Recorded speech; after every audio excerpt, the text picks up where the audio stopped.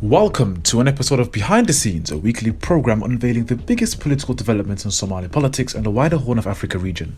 I'm Sultan Mohammed, your host and co-producer here on HORUFADHI Media alongside Suleiman Hashi. On this week's program, Al-Shabab militants launched an unprecedented attack in the Afdar region of Somali Galbed, attempted to invade the region from two areas in Bakol.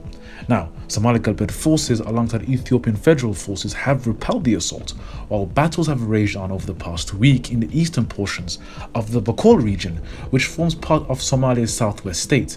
Now, Ethiopian and Somali officials claim that three major Al-Shabab commanders were killed, with dozens injured in an airstrike, which was conducted last week, whereas the militant group claims that it overran a forward operating base in Bakol, previously run by Liu Special Police. What do all these events mean for Somalia on the greater scale as the geopolitical tensions in the region continue to grow? This is a topic on the program today. We hope you find this program very informative. Please like, share, and for similar content, do subscribe to HORUFADHI Media. Also, do subscribe to HORUFADHI Media Group's second channel, known as HORUFADHI TV, where you are currently watching this program, where you can find other exclusive content such as the African Weekly Roundup and Mahahi Salah, among others. And last but not least, do follow myself, Sultan Mohammed, Suleiman Hashi, Yasin Abdi, and the wider HORUFADHI Media team on our social media platforms that should appear on the screen any moment. Let's get straight into it. Now, before we delve into what all these events actually mean for Somalia, let's take a look at the series of events that have taken place in recent weeks between the Al-Shabab group and Somali Galbed forces. Now, fast track. It was on the 20th of July when Al-Shabab militants shut down telephone networks in the Bakol region of Somalia's southwest state, before conducting a surprise attack in the Somali towns of Ato, Yeed, and the village of Washaqo. Strategically, these towns are located on the border region between Somalia's southwest state and Afdar, which is located in the disputed Somali Galbed region, which resulted in direct engagements between Liu's special forces of Somali Galbed and Al-Shabab fighters. Now, according to intelligence reports received by HORUFADHI Media, Al-Shabab amassed about 500 fighters, including many who originally came from Ethiopia's Somali and Oromia regions, according to this intelligence. Now, Somali officials and intelligence officers now believe that the Al-Shabab's initial attacks on the towns and villages I listed above were simply a diversion or a distraction from the main attack to cross into Afdar along the disputed border between Somalia and Ethiopia. Now, officials from both sides of the border confirmed that the attacks preoccupied Liu's special police forces and distracted them as other heavily armed Al-Shabab units crossed the border east unopposed. Now, Mohammed Abdi Tal, the governor of Bakol, the Somali region where Al-Shabab militants launched the attack, told the media that the militants crossed the border and did not participate in the Yeed, Ato, and Washaqo attacks. In fact, Tal said that the unit that entered through Ato was confronted and surrounded by Liu police, but made it through despite losing most of their vehicles. Now, he explained that the second Al-Shabab attack that it crossed into the border from another front east of El Barde essentially attempted a pincer movement with this second incursion. Now, on Monday the 26th of July, Al-Shabab fighters clashed with Liu forces in Las Qoran village near the border town of Fair in Somali Galbed, and US military assessments suggest that the militants may have penetrated as much as 150 kilometers into Somali Galbed before being stopped by Liu police. Now, speaking to the media, one of the witnesses said the militant fighters began their attack using car bombs and mortar shells, then using guns as they fought against opposing government forces. At the time of the attack, members of Somalia's parliament were in the town of Ato to distribute food and aid sent from Mogadishu to drought-affected residents. It was not clear if the government delegation was the target of the Al-Shabab attack, but most likely they were part of the collateral damage that the group was going for. Now, Somali Galbed said the operation against Al-Shabab fighters who entered the region on July 20th resulted in the killing of more than 100 militants and destruction of 13 vehicles. Now, the region security council said the militants were encircled in the Hulul village area. However, fighting would be reignited last week Friday when another battle unfolded in the border town of Ato between Al-Shabab fighters and Liu special police of Somali Galbed. Now, officials in Somali Galbed have claimed that up to 170 militants were killed in this very battle, including 3 senior Al-Shabab commanders following a series of airstrikes. Now, on the Somali side, Bakol officials have confirmed that one woman had died from this airstrike, a Somali civilian, and a number of others were injured. Now, the head of the Ethiopian National Defense Force and Deployment Department, Major General Ayalu, confirmed to the media that the following senior commanders of Al-Shabab were killed: Fuad Mohammed Khalif, who was Al-Shabab's propaganda chief; Abdul Aziz Abu Mus'ab, who was Al-Shabab's spokesman; and Ubaid Noor Isa, who was the commander of Al-Shabab operations in Ethiopia and the Bakol region of Somalia's southwest state. Now, Fuad Mohammed Khalif was wanted by the US and had a $5 million bounty for his whereabouts. Conversely, however, Al-Shabab have claimed that dozens of Liyu police were killed during the attack, and they also have claimed that they have overrun a forward operating base, or FOB. They claim that they've captured prisoners of war, and they've circulated images on their social media showcasing Al-Shabaab fighters engaging in these claims they are making.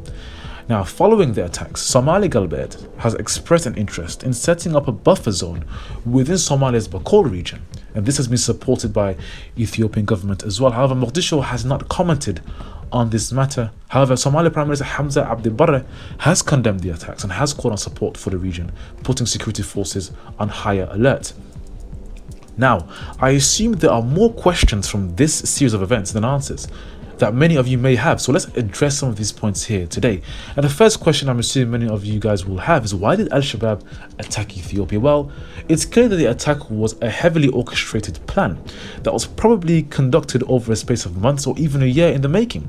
Therefore, it seems as though Al-Shabab has had an interest in expanding into Ethiopia and Somali Galbed for a while. Indeed, initially, Al-Shabab fighters attacked the towns and regions of Ato, Yid and village of Washaqo in the Bakol region.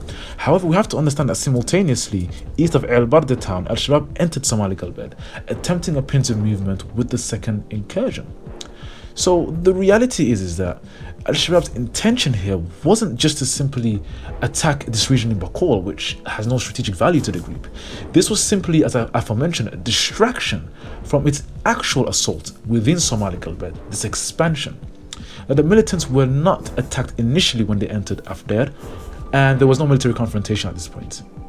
The reality that many of Al-Shabaab's fighters involved in the battle were from Somali and Oromo tribes that reside within Ethiopia indicated that militants were attempting to connect with ethnic groups in Ethiopia that have historically opposed Addis Ababa rule, and using this as a perfect cultivating ground to breed a new generation of Al-Shabaab fighters, as well as to cement a foothold in mainland Ethiopia. Now, aside from the strategic interest, one has to question themselves as to why Al-Shabab decided to attack at this current specific time, as clearly this is a very well-planned attack. I believe we must look at the geopolitics of the region. One thing that's important: terrorism thrives in conflict and lawlessness. We can see this in Yemen, we can see this in Libya, we can see this in Syria, and we can see this in Afghanistan. Now, tensions between Egypt and Ethiopia have increased dramatically in recent days and weeks, and Somalia has unfortunately been dragged into this conversation and conflict. Just a few days ago, the presidential spokesman Abdikarim Ali Kar apologized for claiming in a press conference that Presidents Hassan Sheikh Mahmoud and Abdul Fattah al-Sisi did not speak about the Ethiopian dam, which implied that al-Sisi had lied during the press conference. Now, instead, following pressure from Cairo, the spokesman clarified that the presidents did discuss Egyptian concern regarding the Ethiopian dam and agreed that both Mogadishu and Cairo were on the same page regarding the issue, which is opposition to any unilateral decision by Ethiopia regarding the Nile River, within Ethiopian borders, which effectively puts Somalia on the side of Egypt. For Al-Shabab, the possibility of a conflict in the region on a greater scale benefits its own cause for two reasons. Firstly, more individuals from discontent ethnic groups and clans within both Somalia and Ethiopia will form and most likely join Al-Shabab ranks as a means to articulate frustration against the majority rule in that country. This is already happening in Somalia, where Al-Shabab strongholds continue to be in areas of minority clans or clans that have historically and consistently felt done wrong by the governments in Mogadishu. Secondly, the conflict will reduce security in the region, and this is beneficial to Al-Shabab because they can roam more freely, they can set up training bases, and they can import and export weaponry, coal, money, and other contrabands which they make money from and they need for their war. In other words, the attack on Ethiopia by Al-Shabab will create even more increased friction between Mogadishu and Ethiopia, as Addis Ababa has already begun considering a buffer zone within Bakol to counter Al-Shabab militants. Indeed, such a decision would be a direct infringement on Somali sovereignty and would ideologically allow Al-Shabab to use this anti-Ethiopian rhetoric to harness more support and gain more support. We've seen this during the 2007 Ethiopian invasion of Somalia, which resulted in a strengthening of Al-Shabab, which controlled much of the Somali capital Mogadishu by 2009 as a direct result of this conflict. Any conflict between Ethiopia and Somalia, including the creation of a buffer zone in Bakol, will play in the hands of Al-Shabab propaganda and will ultimately benefit the group at the hindrance of both Mogadishu and Addis Ababa. The friction between these two countries is the goal of this group, and the new government must act at once to stop this from coming into existence. Now, the second question many of you are probably contemplating is, what has the Somali government actually done? Well, what we know publicly is that the Somali Prime Minister has condemned the attack and has ordered his government to deliver aid to the region as soon as possible. However, whether the Somali government has actually deployed soldiers or not has not been shared with the public, and the current recent fighting between Al-Shabab fighters and Liyu police in the outer region of Bakol indicate that Somali federal forces were not directly involved in this conflict.